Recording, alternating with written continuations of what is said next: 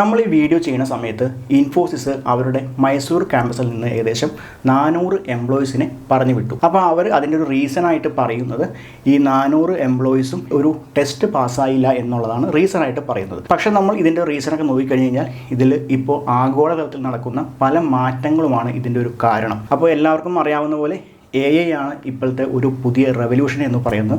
അത് AI തന്നെ normal AI എന്ന് മാറി AI ഏജൻറ്റും കൂടെ എൻ്റെയും റെവല്യൂഷൻ 2025 നമുക്ക് കാണാൻ പറ്റും. അപ്പോൾ ഈ AIയുടെ ഒരു യുഗത്തിൽ നമ്മുടെ ട്രഡീഷണൽ സോഫ്റ്റ്വെയർ കമ്പനികളായ ഇൻഫോസിസ് അല്ലെങ്കിൽ TCS തുടങ്ങിയ കമ്പനികളിലേക്ക് ഭാവി എന്തായിരിക്കും? ഇന്ത്യയിൽ ഏകദേശം 1 കോടിക്ക് അടുത്ത് ആൾക്കാരാണ് IT ഫീൽഡിൽ വർക്ക് ചെയ്യുന്നത്. ഏകദേശം 55 ലക്ഷം എന്നാണ് ഗൂഗിൾ സെർച്ചിലൊക്കെ വരിക. പക്ഷേ ടെക്നിക്കലും നോൺ ടെക്നിക്കലൊക്കെ ഉൾപ്പെടെ 1 കോടിക്ക് മേളിൽ വരാനുള്ള ചാൻസ് ഉണ്ട്. അതിൽ തന്നെ ഏറ്റവും കൂടുതൽ ടെക് സപ്പോർട്ടും കസ്റ്റമർ സപ്പോർട്ടും ഡോക്യുമെൻറ്റേഷൻ അങ്ങനെയുള്ള കാര്യങ്ങളൊക്കെയാണ്. പിന്നെ സെയിൽസ്, മാർക്കറ്റിംഗ് അങ്ങനെയുള്ള സെക്ഷനിലേക്കാണ് ബാക്കി കൂടുതൽ ആൾക്കാരുണ്ടാവും. അപ്പോൾ നമ്മൾ പ്രസൻറ്റ് കണ്ടീഷൻ നോക്കുകയാണെങ്കിൽ സോഫ്റ്റ്വെയർ എഞ്ചിനീയേഴ്സ് ഏകദേശം സേഫ് ആണെന്ന് പറയാം.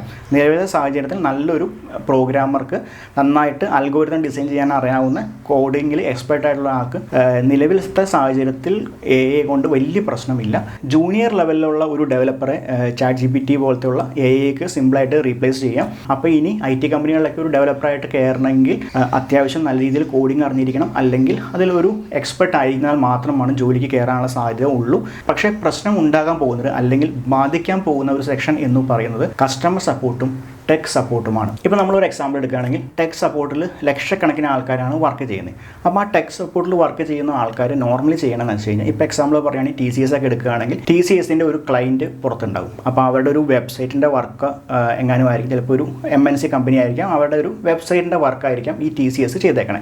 ചിലപ്പോൾ അതിൻ്റെ ടെക് സപ്പോർട്ട് മാത്രം TCSന് ഔട്ട്സോഴ്സ് ചെയ്തേക്കണതായിരിക്കാം. അപ്പോൾ ഈ പുറത്തുള്ള ഈ കമ്പനി അവരുടെ ടെക് കാര്യങ്ങളൊക്കെ നോക്കാനായിട്ട് 1 or 2 ആളെ വച്ചിട്ടുണ്ടാവും. അവരുടെ ഒരു ജോലി ചിലപ്പോൾ ഈ വെബ്സൈറ്റിൽ എന്തെങ്കിലും ഒരു ബഗ് വരുമോ അല്ലെങ്കിൽ എന്തെങ്കിലും ഒരു പ്രശ്നം വരികയാണെങ്കിൽ അത് റിപ്പോർട്ട് ചെയ്യുക എന്നുള്ളതായിരിക്കാം ഇവരുടെ ഒരു ജോലി. അപ്പോൾ ആ ഒരു സൈറ്റിലെ എക്സാമ്പിൾ പറയുകയാണെങ്കിൽ ഒരു കസ്റ്റമർ എന്തെങ്കിലും ഒരു ഫോം ഫില്ല് ചെയ്യാൻ നേരത്ത് അത് സബ്മിറ്റ് ആവണില്ല എന്നുള്ളൊരു കംപ്ലയിൻ്റ് ആണെന്ന് വിചാരിക്കും. അപ്പോൾ അവർ ചെയ്യണമെന്ന് വെച്ച് കഴിഞ്ഞാൽ അവിടെ നിന്ന് TCS കൊടുത്തേക്കണം ഏതെങ്കിലും ഒരു അഡ്മിൻ ഉണ്ടാവും ഈ പ്രോബ്ലം ടിക്കറ്റ് റേസ് ചെയ്യാനായിട്ട്. അതിൽ കയറിയിട്ട് ഇന്ന പ്രശ്നമുണ്ട്, ഇന്നൊരു ഫോം സബ്മിറ്റ് ആവണില്ല എന്നുള്ളൊരു ടിക്കറ്റ് അവിടെ സബ്മിറ്റ് ചെയ്യും. അപ്പോൾ നോർമലി ആദ്യം നമ്മുടെ TCSൽ ടെക് സപ്പോർട്ടിൽ ഇങ്ങനെ ആൾ ചെയ്യുക, കുറച്ച് ട്രബിൾ ഷൂട്ടിംഗ് പരിപാടികളൊക്കെ പറഞ്ഞു കൊടുക്കാനായിരിക്കും ബേസിക് ആയിട്ടുള്ള. അപ്പോൾ ബേസിക് ട്രബിൾ ഷൂട്ടിംഗ് സംഭവങ്ങളൊക്കെ പറഞ്ഞു കൊടുക്കും. അത് അവർ അപ്ലൈ ചെയ്ത് കഴിഞ്ഞിട്ട് അത് വർക്കായില്ലെങ്കിൽ അത് പിന്നെ ഒരു ടെക് ടീമിലേക്ക് വിടുക, അടുത്ത ഒരു അവരുടെ മുകളിലുള്ള ഒരാളിലേക്ക് വിടുക, അല്ലെങ്കിൽ ചിലപ്പോൾ കുറച്ചും കൂടെ കോംപ്ലിക്കേറ്റഡ് ആണെങ്കിൽ ഡയറക്റ്റ് ടെക് ടീമിലേക്ക് വിടുകയായിരിക്കും ചെയ്യുക. പിന്നെ ആ ടെക് ടീമിലുള്ളവർ അതിനെ അനലൈസ് ചെയ്തിട്ട് ആ പ്രശ്നത്തിനെ മനസ്സിലാക്കിയിട്ട് വേണമെങ്കിൽ കോഡിൽ ചേഞ്ച് ചെയ്യേണ്ട ആവശ്യം വന്നു കഴിഞ്ഞാൽ കോഡിൽ ചേഞ്ച് ചെയ്ത് ആ പ്രശ്നം പരിഹരിക്കുകയായിരിക്കും. ഇങ്ങനെയാണ് നോർമലി ഒരു ടെക് സപ്പോർട്ട് വർക്ക് ചെയ്യുക. ഇത് AI വന്നാൽ എങ്ങനെയായിരിക്കും എന്നുള്ള കാര്യം നോക്കാം. അവിടുത്തെ കസ്റ്റമർ ഇന്ന കംപ്ലയിൻ്റ് ഉണ്ടെന്ന് പറഞ്ഞ് ഇവിടെ റിപ്പോർട്ട് ചെയ്തു. ആ റിപ്പോർട്ട് AI അനലൈസ് ചെയ്തിട്ട് ഈ AI വിത്തിൻ സെക്കൻഡിന് ട്രബിൾ ഷൂട്ട് സംഭവങ്ങളെല്ലാം പറഞ്ഞു കൊടുക്കും.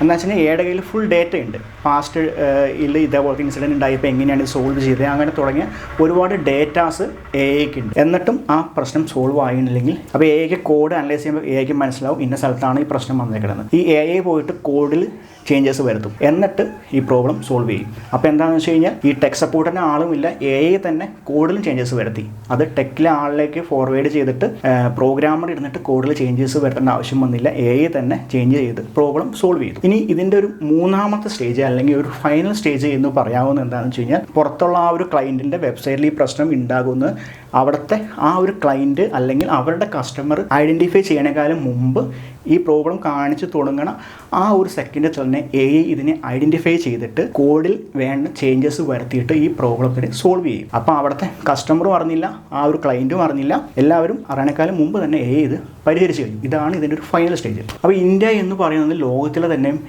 ഏറ്റവും വലിയൊരു IT ലേബർ ഫോഴ്സാണ്.